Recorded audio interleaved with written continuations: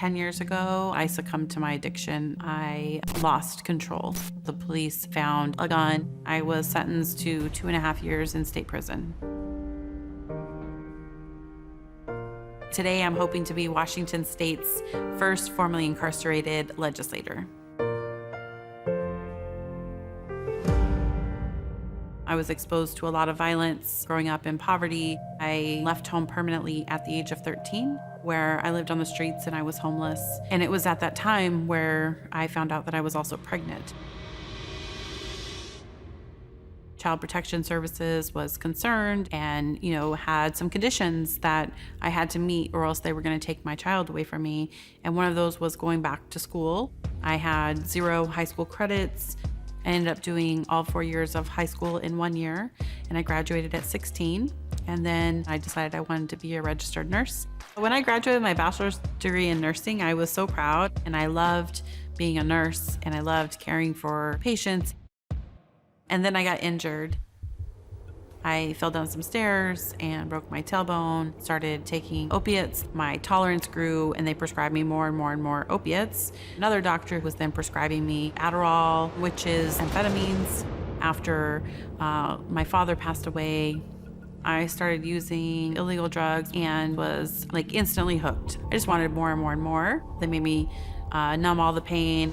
Along with the addiction came the need to have money to support the habit. I started stealing from stores. I had sold some of my pills to an informant for the police, and so the police came in and found additional drugs, and there was a gun in the trunk of my car, and I was sentenced to 2.5 years in state prison.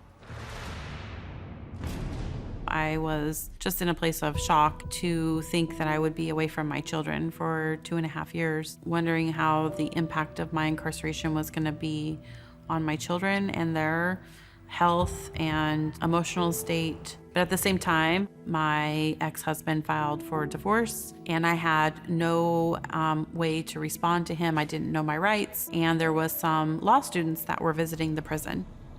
I showed them the forms and I talked to them, and they helped me prepare a response.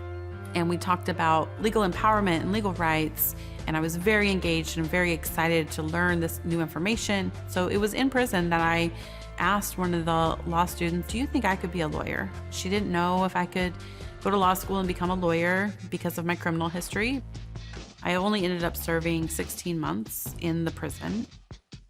After I was released, I applied to a couple of law schools and was very, very happy that my first choice, Seattle University Law School, accepted me, did really well. I graduated near the top of my class, but then every student has to go through a character and fitness evaluation to determine whether they have the moral character and fitness necessary to become an attorney.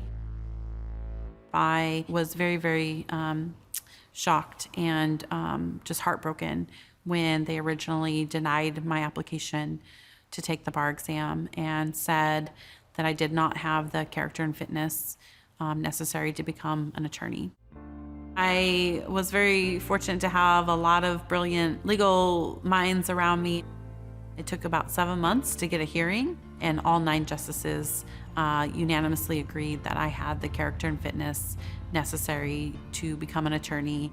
I passed the bar exam on the first try with flying colors. When I became a lawyer, I was just so excited and just so grateful that now I had another set of tools that I could use in the fight for justice and the fight for people who I care about. Right after my first year, I met a woman who was a family law attorney who had a big heart for people that had been incarcerated. We started the organization called Civil Survival Project. We help people with their court fines and fees and motions to vacate their criminal records and these types of barriers.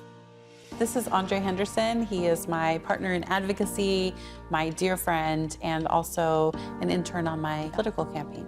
I've been in and out of jails, got clean and sober. As I was trying to navigate the system, getting signed up for school and things like that, I began to face some barriers due to my criminal background, and that's how I was introduced to Tarra. My sister was working at the college. She calls me and she says, "Hey, I have this student who is really amazing. He is not being able to utilize his work-study benefits.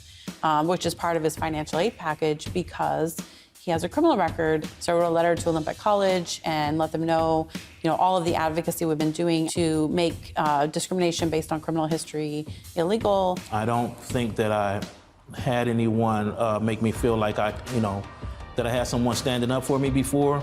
I want to reach back and help someone else like Tarra's done for me. If elected, I will be the first formerly incarcerated legislator in at least Washington state history. One of the things that really, motivated me to get into politics is that we kind of write off incarcerated people, but I would say, upwards of 95% of them are survivors of very, very difficult life circumstances starting early on in their lives. And it's so easy for us to kind of think, people in prison are bad people. But I ask people to kind of learn and open your hearts and contribute in whatever small way you can.